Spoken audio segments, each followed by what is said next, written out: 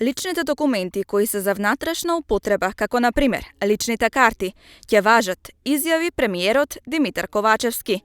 Рокот од 5 години за замена на личните документи на граѓаните со новото уставно име на државата истекува на 12 февруари согласно Преспанскиот договор со Грција. Секоја иницијатива, јас кажав дека може да биде разгледана. Секако дека Уставниот суд ќе го каже своето мислење.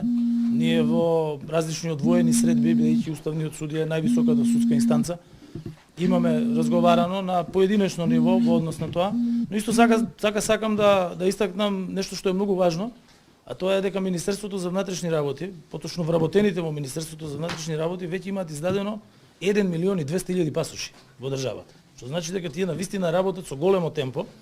Јас знам дека сите сакаат повеќе да критикуваат, меѓутоа треба да се каже и фала на тие вработени кои што работат деноноќно и на сликањето на граѓаните, и на изработката на документите, и на издавањето на документите, така да не е мала бројка 1,2 милиони пасоши да бидат направени и издадени на граѓаните. Верувам дека ќе продолжат со такво темпо, а ние ќе ги испитаме сите можности, се со цел да, доколку биде потребно, се направи пролонгирање во делот на пасошите, бидејќи пасошите, повторувам, служат за граѓаните да можат да патуваат надвор од земјата. Не станува збор за личните карти кои што се за внатрешна употреба и тие секако ќе важат.